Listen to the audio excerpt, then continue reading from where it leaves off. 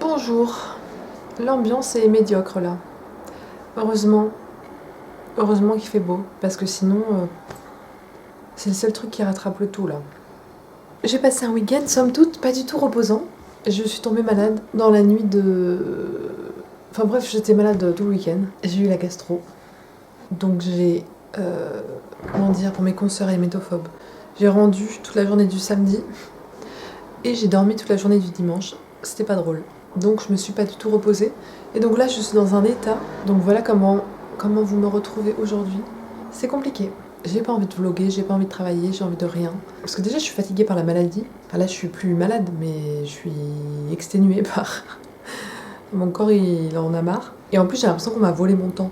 Mon temps libre du week-end. Comme déjà toute la semaine dernière, j'étais occupée par autre chose, j'ai pas eu le choix. Donc j'ai pas pu travailler, avancer sur mes trucs.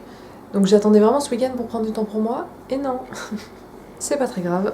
Il faut que je patiente pour quand ça redeviendra à peu près normal le quotidien. Voilà, le mood est nul. Par contre, il y a eu le concert de Audrey Aubert hier soir. Et donc pendant tout le week-end, j'ai cru que je pouvais pas y aller. Je me disais j'attends le dernier moment et si jamais je vends mes places. Et le dimanche soir avant le concert, je me suis dit non mais là je le sens pas, il faut que je vende les places.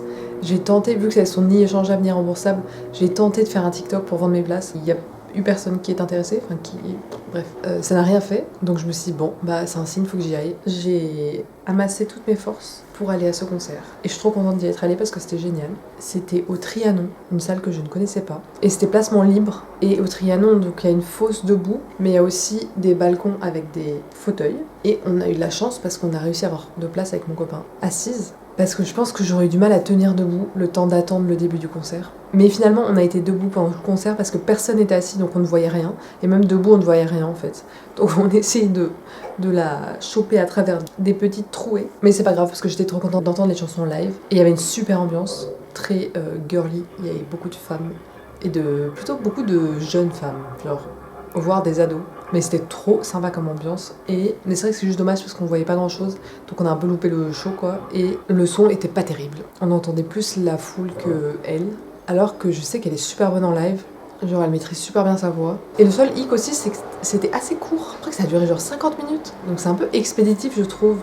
50 minutes un concert, on sent que c'est un peu trop court. Ça aurait mérité plus d'interludes entre les chansons, plus de blabla, plus de peut-être d'interaction avec le public ou de petites interludes quoi. Parce que ça, du coup c'était très expéditif, les chansons s'enchaînaient assez vite. Mais c'était quand même super fun et je suis trop contente de l'avoir fait.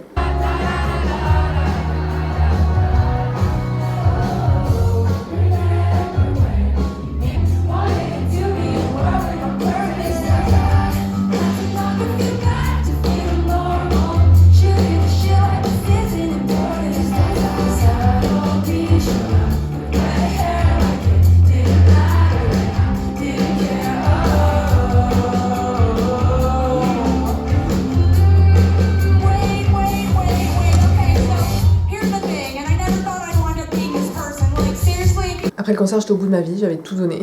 Les dernières énergies qui me restaient. Donc nous voici aujourd'hui. Après ce week-end chaotique, bizarroïde. Voilà, donc maintenant je ne sais plus quoi faire de ma personne. Attends, il y a un truc de travail que je dois absolument faire parce que j'ai des comptes à rendre à quelqu'un. Donc ce qui fait que je vais être obligée de travailler. Parce que quand c'est mes comptes à rendre à moi-même pour ma BD, je peux me permettre de dire bon, ça va, je travaille pas aujourd'hui. Je me mets toute seule dans la merde, mais c'est pas grave, c'est mon problème. Mais quand il y a quelqu'un à qui je dois rendre quelque chose, là je suis sérieuse. De toute façon, on est tous comme ça, non? On est sérieux qu'avec les autres et pas avec soi-même. Voilà. Le seul truc génial, c'est qu'il fait un temps radieux, et ça rattrape vraiment tout. Aussi, j'ai vu pour la première fois les feuilles sur les arbres en face de chez moi. J'attendais ce moment, il est arrivé, je suis joie. J'ai vu les petites feuilles là, elles sont sorties, les bébés feuilles, elles sont là. Ça me rend heureuse, ça m'a illuminé ma matinée alors que je suis dans un mood catastrophique. Je vous retrouve dans mon bazar. En fait, j'ai complètement sous-estimé la puissance. Enfin, pas la puissance, mais j'ai totalement sous-estimé l'état dans lequel j'étais. Non, j'ai surestimé. Parce que ce matin, ça allait à peu près, même si j'étais quand même très fatiguée, mais ça allait à peu près, j'ai cru que j'allais pouvoir faire quelque chose de ma journée. Mais en fait, pas du tout. Je suis exténuée. J'ai encore des crampes au ventre. J'ai rien pu manger à part des coquillettes. Et encore merci à mes coquillettes d'avoir été dans les placards. Parce que sinon j'avais rien à manger et aucun courage d'aller dehors. Mais moi j'ai un petit problème pour dès que je peux pas travailler ou que... Enfin je culpabilise beaucoup. Et je sais pas trop me... Enfin si je sais me reposer mais... Enfin, je sais pas comment... C'est pour ça que je suis contente d'avoir appliqué repos les week-ends et le non-travail les week-ends. Parce qu'avant, je floutais tous les jours de travail ou de week-end. Tout était... Bref, j'avais jamais de vrai moment officiel de pause. Et donc, je culpabilisais tout le temps de pas avancer bien, machin, machin. Bref. Tout ça pour dire que j'ai quand même un peu avancé sur ce que je devais faire. Donc, j'ai pas rien fait. Je n'accepte pas de ne pas être en état d'être productive. Mais... je suis HS. Pendant que je travaillais, j'écoutais une vidéo de Victoria Charlton. Pour ceux qui savent. Ceux qui savent pas, c'est une Québécoise qui raconte des histoires de crimes. Et moi, j'adore. Soit en genre fête entre l'accusé, avec ma meilleure amie, on s'en était gavé de ces fêtes entre l'accusé. Et New York Unité Spéciale. Et aussi, j'adore qu'on me raconte des crimes comme Victoria Charlton. Et pendant quelques années, j'avais arrêté de l'écouter. Et arrêté d'écouter des documentaires dans ce genre-là de true crime. Et là, j'ai repris ce plaisir. Et c'est un peu la reine du true crime. Et je l'adore. Elle m'a tellement accompagnée pendant mes dessins. J'ai passé des heures à l'écouter, à dessiner dans ma vie. Donc j'ai mon iPad pour avancer sur ce que je faisais travailler tout à l'heure. Ma petite pochette à disque dur. Un petit chiffon immonde. Regardez cette couleur fluo dégueulasse. Pour nettoyer mon iPad. Mon journal pour ces temps de crise. Victoria Charlton à côté de moi. Puis voilà.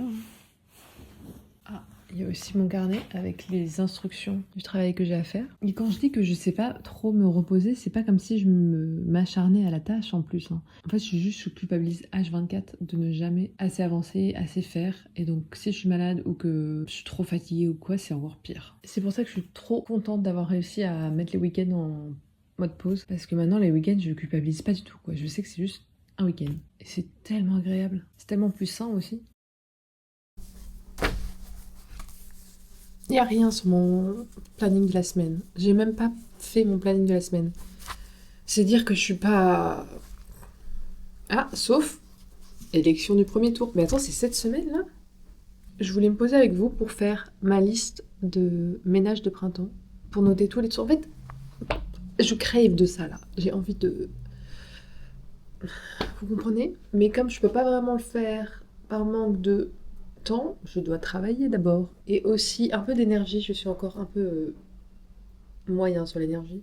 Donc j'ai envie de faire une liste pour satisfaire un peu cette envie de tri. Qui n'aime pas les listes? J'adore les listes. Je sais pas où je la note. Je n'aime pas cet agenda Muji, franchement. Aussi, j'ai noté les ingrédients pour faire des cookies. J'ai envie de faire des cookies aujourd'hui.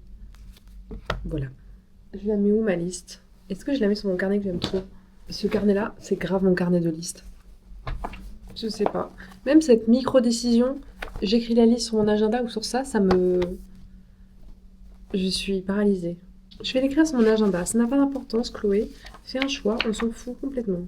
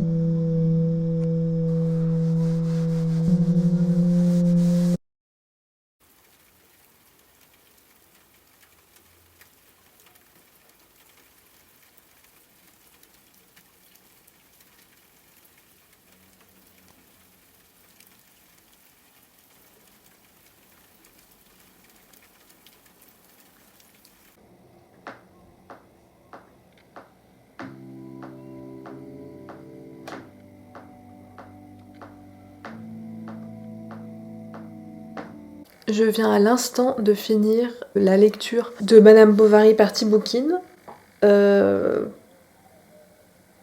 C'est C'est déprimant comme fin, c'est ultra triste. Moi, je connais pas trop le contexte littéraire de ce livre, mais apparemment de ce qu'elle a raconté dans la vidéo, c'est que Flaubert, c'est un réaliste, et que du coup, dans tout le livre, il démonte le romantisme du personnage d'Emma. D'ailleurs, Madame Bovary, ça, je raconte jamais les résumés de livres. Je sais pas pourquoi j'oublie tout le temps de vous décrire les résumés. Donc, Madame Bovary, c'est l'histoire de Emma Bovary, qui se marie à Charles, qui habite dans un village en France. Et en gros, le thème du livre, c'est qu'elle se fait chier.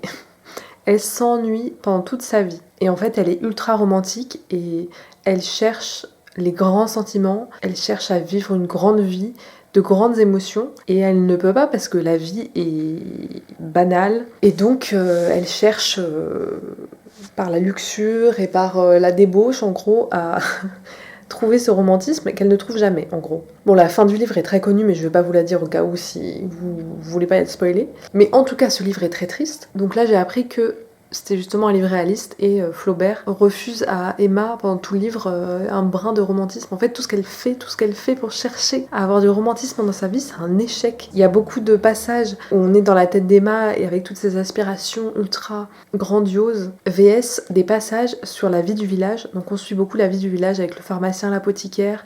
C'est des gens super enfin des gens lambda quoi, avec des conversations lambda sur les factures, le marché, ce qui se passe au village, les cancans, les rumeurs. Vraiment une vie basique, vs ses aspirations à elle, les aspirations de son cœur. Donc c'est assez déprimant comme livre, franchement. Surtout que moi, je suis quand même quelqu'un d'ultra romantique. Je suis un peu une Emma dans l'âme. Même à un moment, parce qu'elle fait dépression sur dépression, Emma. Et à un moment, il y a les médecins, je sais plus qui, mais lui empêchent de lire des livres en lui disant non mais elle lit trop, elle est trop dans ses livres, il faut qu'elle... Ça m'a trop marqué. Le seul plaisir qu'elle a d'évasion, on lui retire quoi. Je ne sais pas. Je suppose que soit la vie est romantique, soit elle ne l'est pas, soit le verre est à moitié plein ou à moitié vide, je ne sais pas.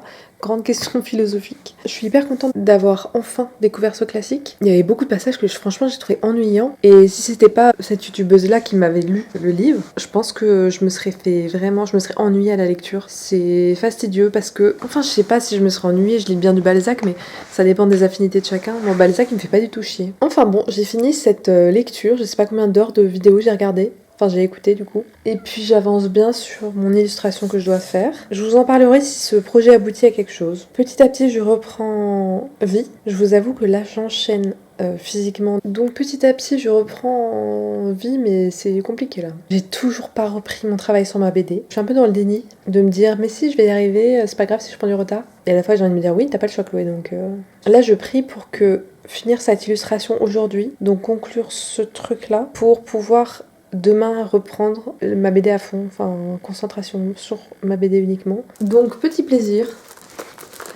je peux écrire la dernière lecture dans ma page de journal dédié. Lecture de 2026 avec un pétale. Je crois non, avec un joli pétale de tulipe.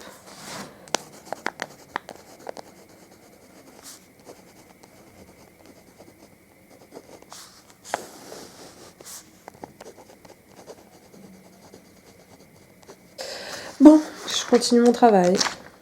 Ensuite, un peu de montage. Ensuite...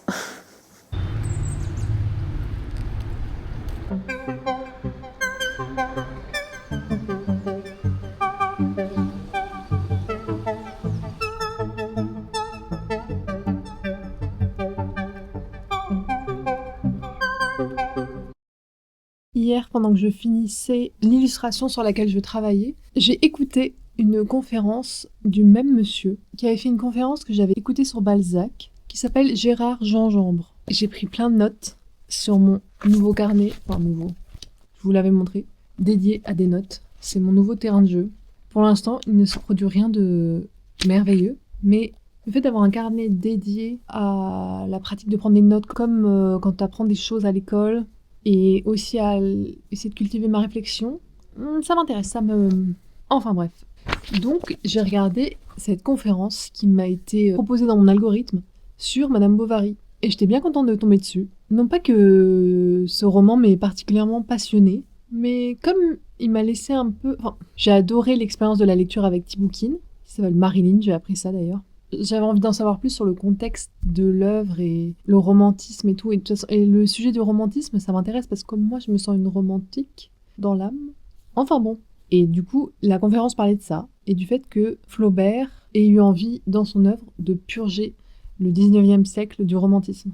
Madame Bovary s'est sortie au milieu du siècle et même si apparemment lui, individuellement, il se ressentait comme un éternel romantique, il s'est donné comme mission de l'exterminer dans la littérature et dans son œuvre. Ce qu'il a fait du coup avec le personnage de Madame Bovary notamment. Donc déjà ça c'est intéressant pour comprendre, enfin pour mieux appréhender ce que je viens de lire. Mais ce qui fait que j'ai remarqué qu'avec Flaubert, et ça m'a fait ça avec l'abbaye de Northanger de Jane Austen, il y a une dérision, un second degré qui moi me rebute un peu et qui fait que je suis pas passionnée par l'œuvre. Il y a une sorte de détachement dans l'écriture. Alors que Balzac, lui, ce que j'aime chez lui justement, c'est qu'il est vraiment premier degré ce mec. Il est premier degré. Et j'adore cette implication. Et moi j'aime trop écouter des conférences ou des documentaires ou écouter des gens qui savent de quoi ils parlent et qui sont passionnés par leur sujet et qui connaissent toutes les infos du bout des doigts. C'est tellement... J'adore. Et j'ai appris notamment, fun fact, que Flaubert était fétichiste des pieds. Pourquoi pas. Du coup moi je suis un peu une Emma dans l'âme. Hein, parce qu'elle s'est intoxiquée justement de toute cette littérature romantique, ce qui fait que sa vie est tellement décevante parce que sa vie n'est pas comme dans les livres. Je ne suis pas aussi cynique que Flaubert, je pense. Peut-être que je suis dans le déni, mais j'ai l'impression que la vie peut être romantique, vraiment. Peut-être c'est une question de verre à moitié vide ou verre à moitié plein, parce que je vais pas me lancer là-dedans, là. Et j'ai appris aussi que, et c'est notamment ce que Emma veut faire quand elle se marie avec Charles, et sa famille se fout un peu de sa gueule, que dans les années 1830, il y avait une mode qui était de se marier à minuit, à la lueur des flambeaux. Je trouve ça ultra romantique, c'était romantique. Et c'était une mode, quoi, se marier à minuit. Et d'ailleurs, ça me fait penser parce que j'ai vu la série Love Story sur Caroline Bessette et JFK Jr. Je suis tombée dans le truc, comme tout mon TikTok, apparemment. Je suis également subjuguée par cette femme, qui en effet a une aura hors de ce monde et qui a un charme et une force magnétique incroyable. TikTok a bien compris que j'étais fascinée par cette histoire. Et j'ai vu notamment qu'ils s'étaient mariés, je crois, dans une sorte de chapelle, dans la pénombre avec des bougies, enfin je crois. Je sais pas creuser le truc. Mais ça avait l'air très romantique, ça me fait penser à ça. Et en ce moment d'ailleurs, oh là là, recommandation si vous avez, je rêve d'une lecture qui me fasse ressentir comme, je crois que c'est le premier épisode de Love Story, où tu vois Caroline Bessette dans son appartement à New York, dans les années 90. Un peu Messy Girl qui se prépare pour aller au travail. Je rêve d'un bouquin qui ait cette ambiance-là, c'est-à-dire New York ou une grande ville, une femme dans sa trentaine ou sans réseaux sociaux, sans internet, genre années 90. Si vous pensez à quelque chose, dites-moi s'il vous plaît, parce que pour l'instant j'ai pas trouvé. Cette scène quand elle se prépare le matin là, qu'elle se brosse les dents dans sa salle de bain, qu'elle est dans son petit réveil, qu'elle va se brosser les dents là, qu'elle est un peu messy, qu'elle s'habille là, cette mini scène là, ça nourrit en moi les besoins de rom-com, de je sais pas, ces fantasmes de petites filles qu'on a eu nous qui sommes nés dans les années 90 ou les années 2000. Et j'ai trop envie d'avoir ça, mais j'ai pas trouvé pour l'instant. Donc voilà. Pourquoi je raconte tout ça de base, je ne sais plus. D'ailleurs, je pense que je vais arrêter le vlog maintenant. J'aurai encore beaucoup blablaté. J'espère qu'avec l'arrivée des beaux jours et l'arrivée du printemps, je vais pouvoir vous montrer plus de l'extérieur, qu'on en finisse de cette hibernation. Même si je la porte dans mon cœur, j'adore le mode hibernation. Mais là, il faut qu'on sorte de notre torpeur. Je sais pas vous, mais il faut que je sorte de ma torpeur. Et je crois que j'ai à peu près réussi durant cette semaine. Le temps a fait son travail. Je vais un peu mieux physiquement. Et puis, si vous voyez le vlog ce jour même, allez voter, s'il vous plaît. J'espère que vous allez bien. Comme d'hab, vous pouvez me raconter votre vie dans les commentaires, j'adore ça, j'adore vous lire. C'est le moment récompense de tout ça, là. Bref, arrête de parler, Chloé, laisse-les tranquilles. Je vous souhaite une excellente semaine, et puis j'espère que vous avez du printemps qui arrive à vous, et on se revoit la semaine prochaine. Bye bye.